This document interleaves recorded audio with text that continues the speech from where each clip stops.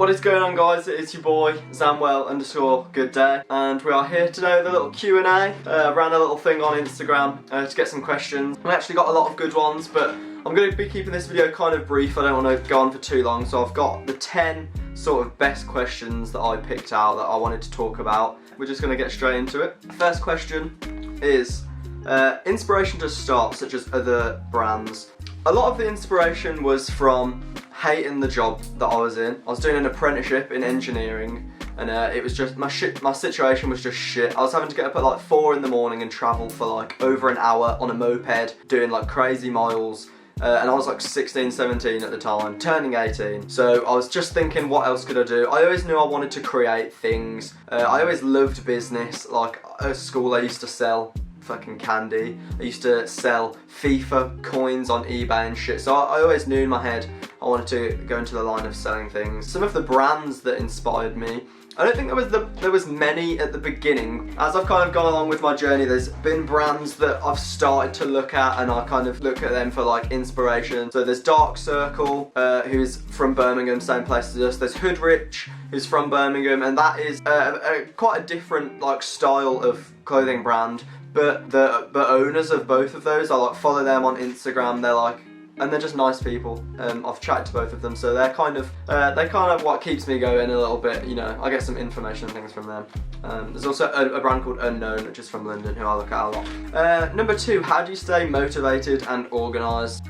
Motivation, that's 2 halves of motivation. Motivation is what gets you excited, like is what gets you going, and that is kind of the excitement of doing it. That's what's going to motivate you in the beginning, and then after that it's not so much about staying motivated, it's about being self-disciplined, because there's always days where you don't want to do shit and you just can't be arsed, you just want to chill, do whatever else.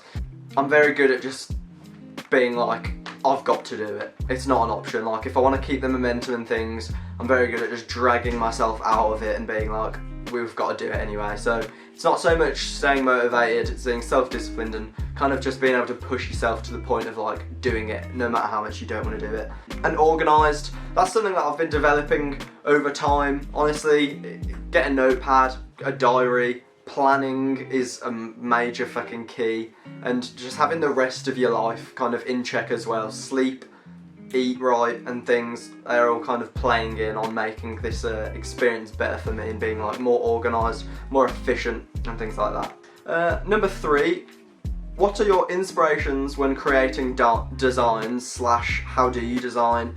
My inspirations when I design, I'll always have like a concept, like I'll have a theme or an idea that I know I want it to look like, and I'll just kind of start there, and I don't normally sketch, to be honest. I normally jump straight in Photoshop. I always do my designs on Photoshop. I'm starting to learn Illustrator because it's a lot easier to do certain things in there, but mainly Photoshop. But yeah, I just kind of literally hop on. I normally do it in the evenings. I'll put a good playlist on, like proper vibey music. Sometimes I'll have like a drink, like just one alcoholic drink or something, because it really just puts you in like a nice loose state, and it just gets me in like a good creative zone. I'll always do it, make sure it's late, like 11, 12 at night, because I don't know why, then I just feel like I'm in a good creative mode. What was the other one? How do you design? Yeah, as I said, Photoshop. Are there designs you feel you have to save / first design you ever made? Designs I have to save, yes. Sometimes I'll make a design. Well, it's more the fact that like I'll design stuff and I'll have like a planned release date for it. So I'm switching up how I work it all. But I used to drop a group of items at the same time, but now I'm trying to release one item at a time, and I'll like pre-plan ahead so that I can have constant releases to kind of keep it always moving, rather than dropping a block of shit and no drops for a while. I've got the first thing I ever designed, I shall obtain that. So this is the very first concept and design that came out. It's so shit. It just says good day in some basic ass font with just some like, I want to call them symbols, but I literally just doodled those on. But this was when I was playing with the name of the brand, Good Day, and this was the first ever time I just wanted to see how easy it was to get a t-shirt printed anywhere. So that was what this made. I will never sell this design. My plan is, hopefully when I get my first office for Good Day, this is going to be framed in there, because that was the beginning. Is it hard to balance what I like with what the average person likes? So I'm guessing that's in terms of like the style that I like compared to what the customers like. Yes, that is something that is extremely hard, and it's what now I'm trying to do more, because the things I like and the style of the way that I do things, I think they're cool, but it won't necessarily resonate and make sense to other people. So I get it a lot on Instagram. When I want to caption something, I might want to caption it a lyric that I like and that I think is a cool lyric, but I know for a fact nobody is going to have heard that song, or they won't even just get what the fuck it was on about. And it's the same with the designs of the clothes and just everything, every brand, every aspect of the brand. At every touch point of it, I'm trying to make it more relatable to people. So it is hard. You've got to kind of find the good middle ground where it's still what you like and are interested in, but you've got to make it make sense for other people. Number 6, what celebrities suit the brand, and do we send to influencers?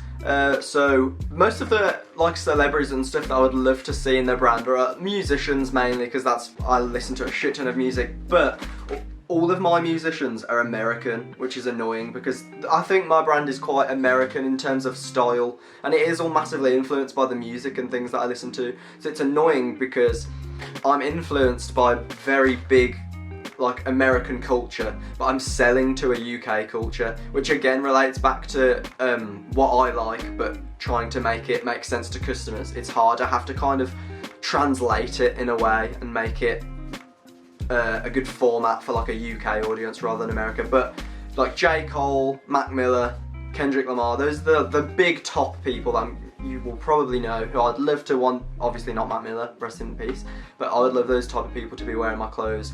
But in terms of sending to influencers, I do use some influencers, but it's actually hard to pick them because I don't want to use American influencers, because obviously they're going to have a mainly American audience.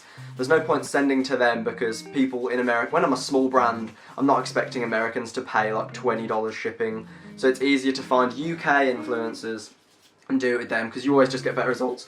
But it's actually hard to find people that I fuck with. That a lot of the influencers kind of piss me off on Instagram. There's a lot of people who they just are influenced because they post fit pics. I don't like that. I want people who are creating, musicians, YouTubers, artists, things like that. They're the people I'd rather work with because I think they actually have an audience that is interested in them, if that makes sense. Number 7, were there any unexpected costs? Yes, literally everything. I remember when I was just starting up, and in terms of anything, I always used to look at businesses and just think, wow, every business must just be so profitable. Because I always used to think, I bet iPhones cost 30p to make. And then when I started actually trying to make clothes, I realised that everything is not as cheap as you think it is. Everything is fucking expensive. And there's so many little, all the shipping costs, the bags I have to buy, all the details I have to put on the clothing, the little tags. Everything is a cost. It all adds up, and it's really not as cheap as you'd expect it to be. So yeah, it is expensive, but again, that's kind of the fun business side of it, where you have to learn and figure things like that out. Has COVID-19 affected my business? Yes, weirdly, very well. I think, for me personally, this isn't my full-time job. I work in a coffee shop part-time, so I've had, obviously with that being closed, I've had all this time to stay at home and focus on Good Day. I get to just be at home working on it, which I fucking love. It's great for me because I get to put in way more effort and time to my photo shoots, planning, just everything. And I think because everybody's at home, people are just, it began as nobody was spending anything because everybody was scared and nobody wanted to spend any money, and then the government came out saying that they're going to pay everybody 8% of their wages. So then on that payday weekend, and I'm still coming out of that week now, my sales are great, I'm not going to lie, and I think it's because everybody's so bored at home that online shopping is just kind of going up. So far it's actually been pretty good because we just released a new t-shirt as well, so it's not bad. Number 9, what is the vision, future plan, end goal? Massiveness, really. There's definitely no end goal. It started off as a streetwear brand, and I've moved out of that now. I'm calling myself more of a lifestyle brand because I want to, as I go on and kind of understand more about the business, I want to start making a complete crazy range of products, from ashtrays, you know, pillows, homeware products and everything. And that's just one aspect of it. I don't want Good Day to be my only business. This is just my beginning into the world. I want to run other brands, other businesses doing loads of things. So kind of like a big empire is the goal. But again, it will just come with time. This is like years and years ahead. I'm thinking when I'm like 50, and the end goal, there isn't one, just up and up. The next, realistically, for now, the next close goals would be just keep growing the brand. We are still small on Instagram. We've just hit 1,000 followers. So you know, in the next few years, I'd like to see me getting into the tens of thousands of followers. Maybe get into my first couple of shops. Good Hood is one online website that I'd really like to be in, and a local shop is Ben A Culture that I would love to be in. Last question, number 10. Do you ever feel like giving up? No, definitely not. There is no like possible scenario or situation that I could be put in that would make me be like, okay, yeah, this is where we stop. It's just, because I mean, the first 2 years I've been grinding it, the results have not been great, and I'm still like, it's the only thing I want and I'm focused on. So it can't get any worse than it not working like it is at the minute. I mean, I'm not saying it's not working, but I'm rambling and it's not making sense. No, I would not want to give up. I just love it, and when I'm at my job in the day at the coffee shop, that's what I want to give up. So that is like pushing and driving me. Every hour that I'm not like there, I'm like focused on this. So wanting to give up that day job is pushing the drive for this even more. And there really is no plan B. Like after I dropped out of my apprenticeship to do this, that, you know, I've just been working in like part-time jobs ever since. I don't have any other like academic abilities or anything, so there is literally no plan B, and that doesn't worry me because I know, as I was saying before, like with my self-discipline, I'm not worried that I'm just gonna like bum around and not do the work. Like that is one thing that I really think gives me my edge on everybody else, is my work ethic and like drive to do it. So yeah, that is pretty much everything. That is all of the questions.